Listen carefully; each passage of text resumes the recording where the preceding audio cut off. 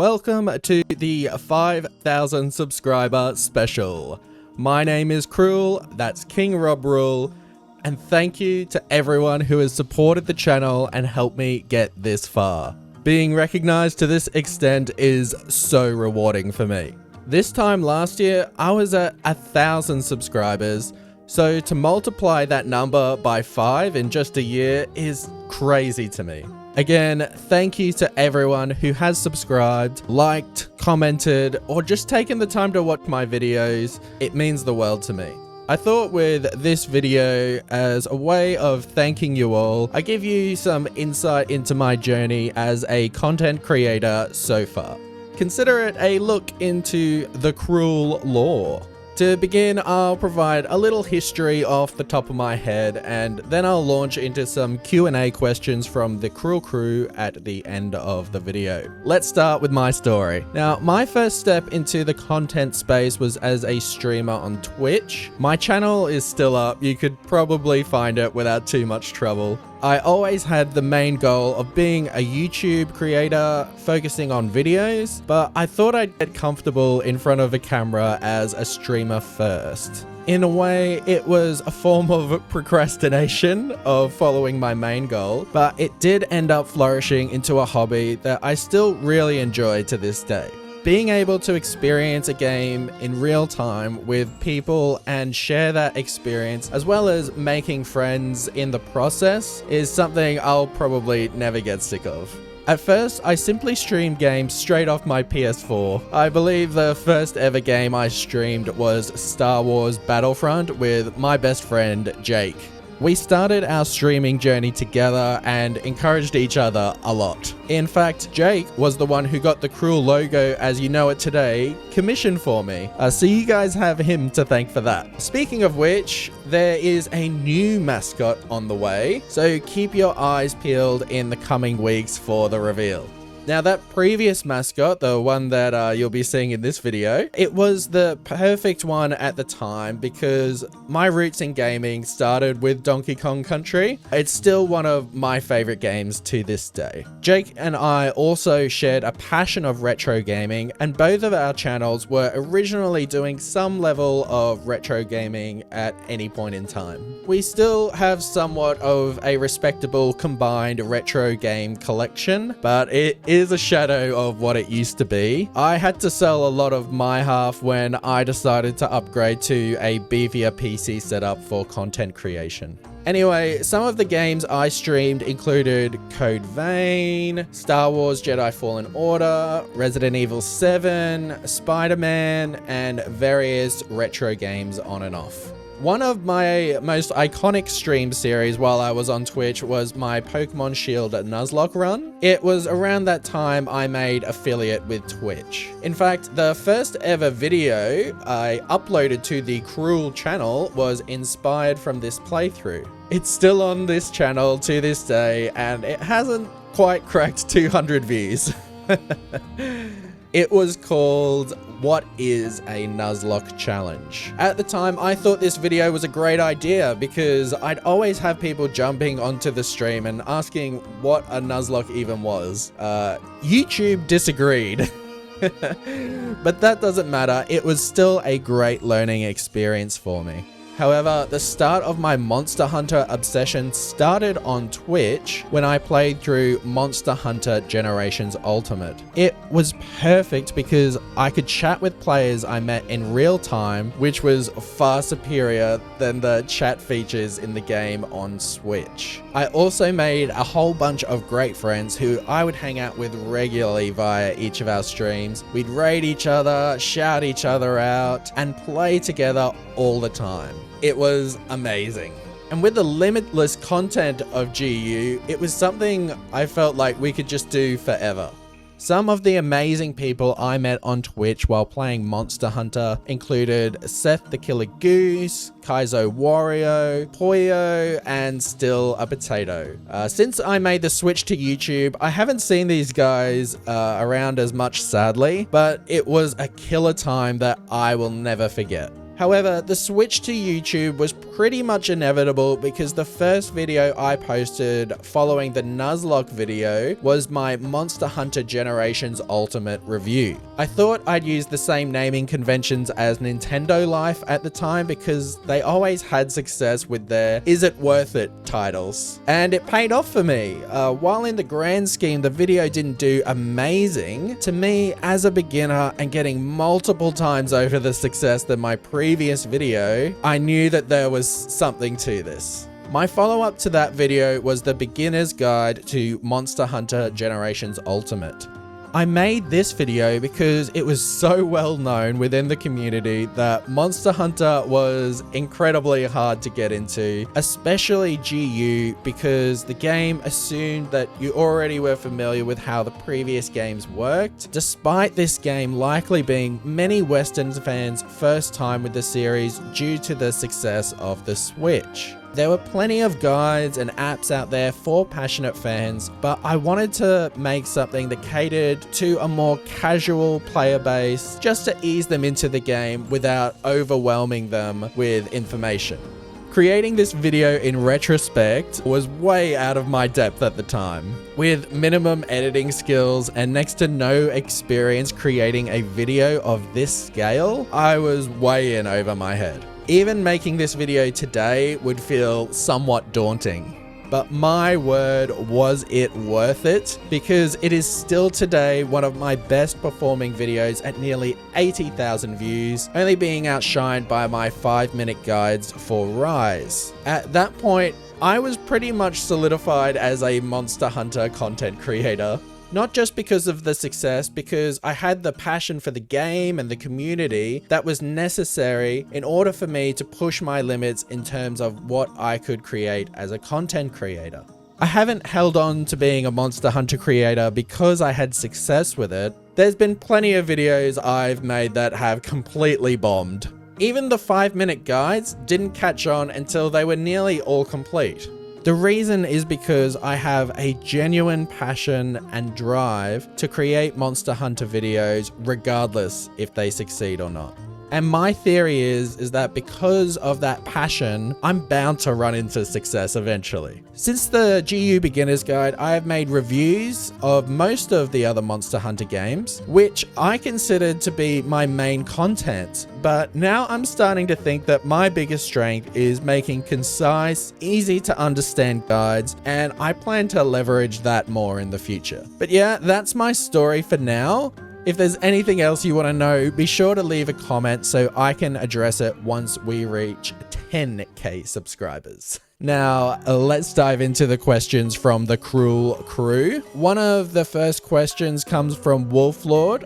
What are your top 5 Monster Hunter monsters? So we'll start at number 5. I believe number 5 would be Paolumu. I remember when I first saw it in the trailers for Monster Hunter World, what a unique, great, just original design of a monster that was. I've never seen anything like it in any other game, and it's just one of my favorite designs. I think over time I have sort of not enjoyed it as much. It's kind of worn off a bit, but I'll always remember the first impression I had with it and how many years it was one of my favorite designs. I remember anytime I would play, I'd be like, look, there's Paolumu. It's one of my favorites. Check him out. And yeah, so that's number 5. Number 4, we're going to go with the classic Rathian. Probably, as you've noticed in my 5-minute guides, I'm always beating up on Rathian because it's just got that, I just feel like it's got one of those great fights where it's just this perfect back and forth. It's not too difficult. It's pretty relaxing. And you always get that satisfying tail cut as well. Great fight. Really iconic and not quite as stressful as Rathalos can potentially be at times. Number 3, we've got Nergigante, and Nergigante is a recent one. I wasn't a fan of Nergigante in the past, and I didn't really like Nergigante's theme, but this must be like my 6th playthrough of World, and yeah, now Nergigante's really grown on me. The design, I'm even growing on the music again. Just the pure aggression and that monstrous design. He's so threatening, like just out of this world scary. and I love it. It's great. Love me some Nergigante. Number 2, we're going to go with Nargs, the Nargacuga. And Nargacuga, similar reason to Rathian. It's a bit more fast-paced than Rathian, so you get to feel a little bit more of a badass while fighting Nargacuga because it's just that bit more threatening and fast. Cool design, great weapon designs, fantastic stats as well that you get from Nargacuga. But number 1, gotta be Mizitsune. Just an absolute 11 out of 10 design for a monster. So unique, you know? It's not going for that sort of, you know, edgy, badass look that, you know, you might expect from an aggressive monster hunting game. But it's got real style, real uniqueness. Where are you gonna find a monster that looks like Mizitsune in another game? Like, it's just so Monster Hunter, so awesome. So unique, great fight, and I love knocking it over and beating its head in when it's on the floor.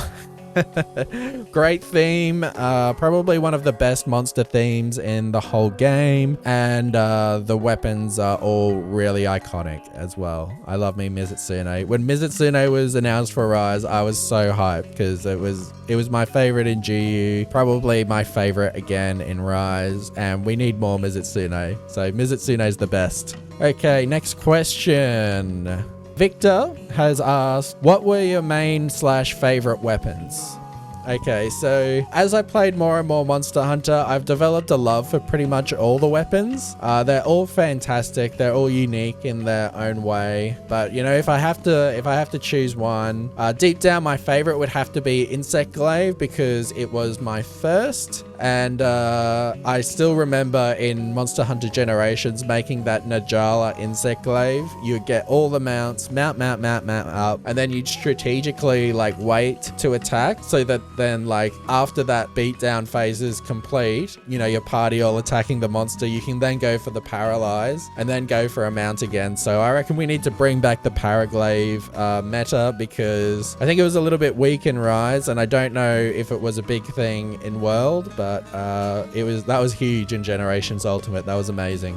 My first Monster Hunter game, asked by Zolus, that is Monster Hunter Generations on Switch. I kind of already had a deep dive into the story of that up in my history, so I'll kind of leave that alone. But yeah, you've got that answer now. What did you first cut to, Growler? I couldn't say with 100% certainty because, you know, it's all a flash in your early memories, but I do have a very strong memory of my first hard wall being Lagombi in GU of all monsters. I've never experienced a boss fight quite like that, before Monster Hunter that is. The moves were so unpredictable, and I don't mean like the ones where he like charges at you or throws the snowball. Like that wasn't so bad. It was very fast, so you know, you had to like get out of the way and like learn when to get out of the way. But just the stuff like when it backs up on you and you like take a whole bunch of damage, especially early on, and you're like, what the hell was that? Like, what was up with that movement? Or like the way it does like the roll and then like does some weird angle while it's rolling. Oh, I got so annoyed. And I think I was playing aerial style, so I was always trying to like get the right angle on it and then jump up, but since it was small, I would always miss, and then it would do some awkward attack and hit me, and I got so frustrated. It took me so long to get used to Lagombi, but now Lagombi is a joke. I eat Lagombi for breakfast now. But yeah, funny looking back on it like that. Also, this is a general question I get quite a lot, so I can't narrow it down to one person because people ask me all the time, but what's it like living in Australia? So I get a lot of people ask me this, especially in regards to, you know, the dangerous animals and stuff in Australia. I live in Brisbane, which is the capital city in the state of Queensland on the eastern coast of the country. It's extremely chill. There's no dangerous animals here. Not really. You get the benefits of city life without the extreme busy nature of Melbourne and Sydney, with very nice people and a laid-back lifestyle. I do live right next to the Brisbane River, and they say there's like bull sharks and stuff in there, but no one swims in there. It's like dirty and gross, so no one's in any trouble of getting eaten by a bull shark because you wouldn't want to go near the Brisbane River, let alone swim in it. Wolflord asks, are there any dangerous animals in Australia? Now, a lot of people ask about spiders, and I haven't really experienced like really scary spiders too much. Like, there are some you see and stuff, but I think, you know, like when you live in a house in Australia, I'm living in an apartment at the moment, so I don't really see them as much. But when you do like live in a house, you do see a lot of spiders, but you just kind of ignore them because they just leave you alone for the most part. You know, the deadliest ones you mostly see in the country or in a zoo or stuff. So it's usually in a situation where you're like ready to see something like that, so you're not really at massive risk because you're prepared. But you know, there are some animals in Australia that I think are kind of underrated for their dangers, especially in the city life. For example, check this one out. This is called a plover. Now, plovers, these are extremely territorial birds, and they've got poison barbs, and these birds are terrifying. They were the most terrifying thing to me as a child, because even my best friend at the time, who was like obsessed with birds, was like scared of these guys. And they'd be in like big open areas, and like you just couldn't walk anywhere near them. Even if like you just had to walk past them, they would like fly up into the sky and like swoop down on you like crazy, like relentlessly. Like it was insane. They chase you for blocks, and like you'd always have in the back of your mind, like, I don't want to get hit by that poison barb. Like, oh my god, like, oh, it was terrifying. Crazy birds. Also, speaking of birds, there's cassowaries in Australia. They're more so like in the country and up north, so you would never see one in the city, but people fear these creatures more than they would fear a crocodile. Like, these things can like disembowel you with one hit of their claws. They're so powerful, so definitely don't go anywhere near a cassowary if you ever venture into Australia. Very dangerous. And obviously there's crocodile, sharks and snakes and whatnot, plenty of others, but I don't really experience much of that where I live. It's very safe in Brisbane. And finally, we've got another question from Wolflord asking, are there any elder dragons in Australia? And I think my closest answer to that is yes, there is this. There's this animal. It's called a goanna. This is probably the closest thing to an elder dragon I've seen in Australia. And they're actually in my city. So, you know, within Brisbane, it's not all city. You know, there's areas with bush and whatnot. And one of my previous university, I went to Griffith University at the Nathan campus. There was a study zone with floor-to-ceiling windows.